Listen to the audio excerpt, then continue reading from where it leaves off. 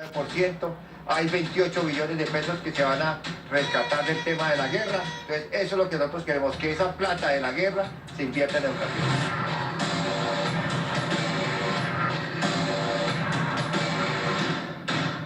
Decidí encadenarme como una acción o una manifestación de protesta por el descontento de todas las injusticias que se vienen dando en la educación pública y todo el desfinanciamiento que se viene dando para las instituciones educativas.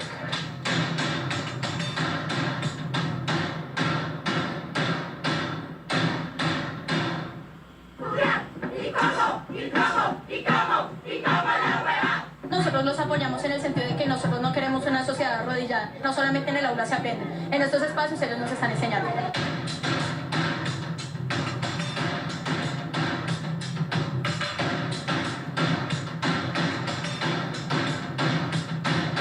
Yo espero que se llegue a un acuerdo sobre el incremento salarial y los demás temas de la agenda.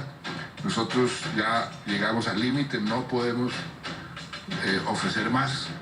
No tenemos los recursos.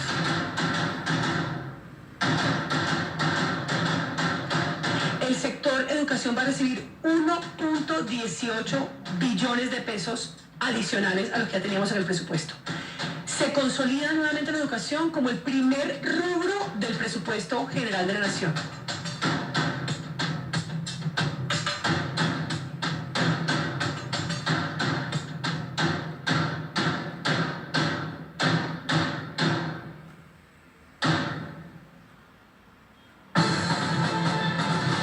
Para explorar la posibilidad de solución frente a este paro de docentes, nos acompaña desde Bogotá Carlos Rivas. Él es el presidente de la Federación Colombiana de Educadores, a quien le damos la bienvenida. Señor Rivas, muy buenas noches. Gracias por acompañarnos. Muy buenas noches, muchas gracias. Y que la comunidad internacional conozca la realidad de la política educativa en Colombia. ¿En qué van las cosas? ¿Cómo está la negociación con el gobierno a esta hora? Bueno, con el gobierno avanzó la discusión de lo que tenía que ver con política educativa, lo de preescolar, lo que tiene que ver con el Estatuto Único de la Profesión Docente, de igual manera también lo de las escuelas normales y de las juntas educativas. Pero cuando llegamos al tema económico, encontramos una traba donde el Ministerio de Educación dice que no hay recursos y aquí por primera vez el magisterio tiene una gran lucha, una lucha muy importante por conseguir mejores recursos al sistema general de participaciones en lo que tiene que ver con el sector educativo. O sea, la apuesta aquí es una apuesta muy importante porque hay una brecha que se abrió desde el 2001 hasta el 2016 que le ha venido quitando 73 billones de pesos al sistema educativo. Por eso nosotros estamos planteando la necesidad de que se haga una reforma estructural al sistema general de participaciones para que se le pueda dar los recursos suficientes y para que la educación que reciben los niños y niñas de Colombia, los jóvenes y jovencitas, pues realmente sea digna.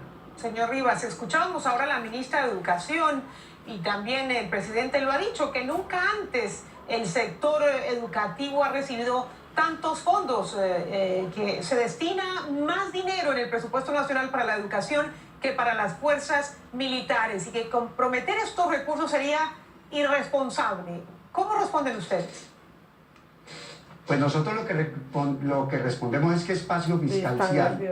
Queremos decir que aquí en Colombia, en el caso concreto de la guerra, se gastaban 28 billones de pesos anuales. Acaban de hacer una reforma tributaria, aumentaron el IVA del 16 al 19%, han repatriado capitales y de igual manera han encontrado un hallazgo minero energético que tiene que ver con el gas, inmenso el yacimiento, y creemos que pueden comprometer recursos para la educación. Un país no le puede decir al mundo que no tiene la posibilidad de resolver los problemas de alimentación, de transporte, de infraestructura para sus estudiantes. Y además ese fue uno de los ejes de la campaña del señor presidente de la República, a quien el magisterio se comprometió a acompañar por el tema de la paz y no por su modelo económico. Por eso nosotros decimos que sí hay recursos. Y queremos informar una cosa: ayer hubo una adición presupuestal en el Congreso, pero de los ingresos del presupuesto general de la nación, no son del sistema general de participaciones, y el magisterio ayudó con la lucha y con la movilización a que el Congreso agilizara la posibilidad de que 1.18 billones de pesos ingresaran al magisterio, fundamentalmente para resolver la desfinanciación que hay de este año y para resolver aspectos de carácter universitario, lo que tiene que ver Serpilo paga, algunos aspectos que son importantes en la alimentación, con conectividad, calidad de la educación. Pero queremos decir que para nosotros lo importante es que el gobierno se comprometa a una reforma estructural del Sistema General de Participaciones, y ahí hemos tenido una dificultad con el gobierno porque dice que no pueden comprometer recursos. Nosotros creemos que sí deben comprometer recursos para el caso concreto del Sistema General de Participaciones en educación, pero también en agua potable y en saneamiento básico, que son dos hechos fundamentales, y en salud, educación, saneamiento básico y agua potable. ¿Y cómo hay que reestructurar ese Sistema General de Participación? ¿Cómo está ahora y cómo quisieran ustedes que quedara?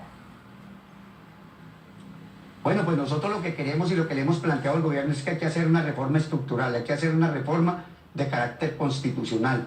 Nosotros le hemos planteado al gobierno que hay una fórmula que estamos proponiendo y son 4.2, que se coloque de inversión adicional a 10 años, lo que significaría 0.42 por año, y esa cifra da 16 billones de pesos, o sea, 1.6 billones de pesos anuales para poder ir cerrando la brecha a un sector que le quitaron 73 billones de pesos. Pero también queremos decir que este año, con la adición presupuestal, apenas se resuelve un hueco fiscal que hay en educación. El año entrante tiene que hacerse lo mismo. Por eso planteamos la necesidad de que se haga una fórmula mucho más amplia con la reforma constitucional, donde participe el Ministerio de Hacienda, el Ministerio de Educación. También lo pueden hacer los alcaldes, los gobernadores y desde luego nosotros los maestros, que estamos jugando un papel importante para defender la educación pública como un derecho fundamental de los ciudadanos. Y planteaba que el presidente de la República tuvo 3 pilares, que eran la paz, la equidad y la educación. Si no hay educación, no hay equidad. Y si no hay equidad, desde luego que no hay paz laboral. Por eso estamos en el paro nacional en este momento con los maestros de Colombia.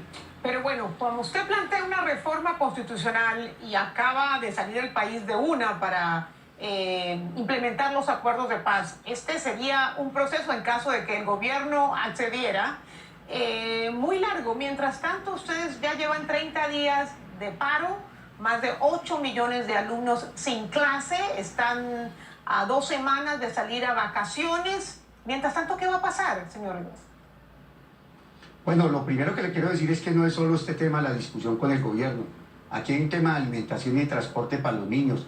También hay unos hechos concretos del número de estudiantes por aula de clase, que en la OCDE son entre 12 y 13 los países que hacen parte de ellos. Nosotros son 26.5 si cogemos la masa estudiantil y la dimos por el número de docentes, pero realmente en nuestras aulas de clase hay 30, 40 y 50 niños. Nosotros lo que queremos decirle al gobierno: invierta en educación. Y también hay unos hechos que son concretos para nosotros. El gobierno venía diciéndole a la opinión pública que nosotros estábamos por aumento salarial. El aumento salarial se definió en otra mesa de los trabajadores estatales y nosotros seguimos en una lucha por recursos para la educación pública. Pero también le estamos diciendo al gobierno que en el 2015 él hizo un acuerdo con nosotros en el propósito de que lográramos 2 puntos más para la nivelación salarial en virtud de la brecha que hay desde el punto de vista salarial. Nosotros somos de los trabajadores más mal pagos de América Latina, y si lo comparamos con Europa y con los países de habla inglesa, por supuesto que la diferencia es inmensa. ¿Qué le estamos diciendo al gobierno?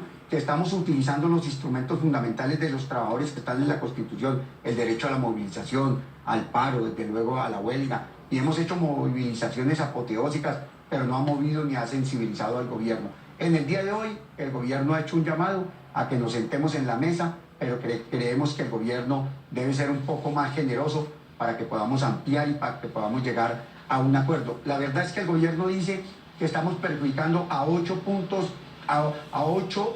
millones de estudiantes. 8 millones de... 8 no, son 8 millones y medio de estudiantes. Esos 8 millones de estudiantes nosotros los tenemos en el aula todos los días, con hambre, con desnutrición, con dificultades, sin unos buenos asientos donde el niño reciba su clase.